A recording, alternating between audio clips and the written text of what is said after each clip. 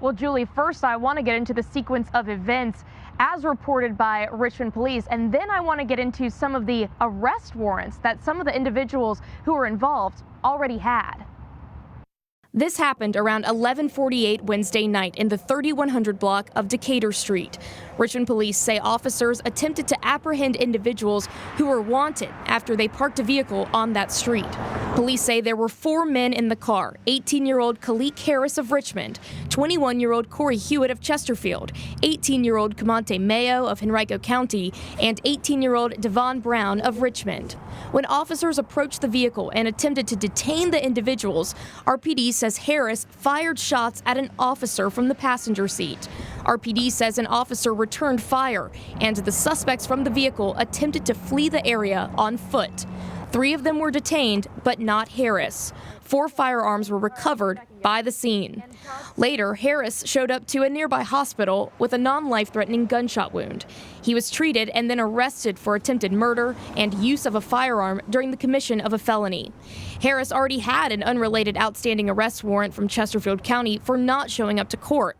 Hewitt was charged with the possession of a concealed weapon and a possession of a firearm with an extended magazine. We couldn't find any prior charges for him. Mayo had an outstanding Henrico arrest warrant for strangulation, simple assault, and destruction of property. And Brown was charged with possession of a firearm by a convicted felon.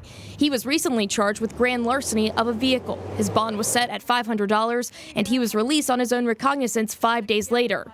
It seems that he may have been convicted of a felony as a juvenile as well, based on the charge, since he has not yet been convicted of the grand larceny. Here's our legal analyst on what happened. 18-year-olds often don't make the best judgment calls, and it's pretty common to see this sort of a thing when you talk about younger individuals, and to have prior offenses and unserved warrants. This is something that officers deal with daily, and anytime they approach a car, it's potentially a life-threatening situation, and obviously that materialized here, and fortunately nobody was hurt badly, but often people are arrested on charges like this because they need hospitalization themselves, and they go into the hospital after the fact because they've got a choice of dealing with a gunshot wound or going to the hospital and taking the risk of being arrested, and people often end up going into the hospital after something like this. So this, obviously it's a threat to the officers. It's something where these individuals all had firearms, one with an extended magazine as alleged, and that's obviously a very dangerous situation for the officers. Now, Richmond police did not report any injuries among their officers. The officer that did return fire was placed on administrative leave. That's per department policy. And this is an ongoing investigation. If you have any information, contact Crime Stoppers at 804-780-1000.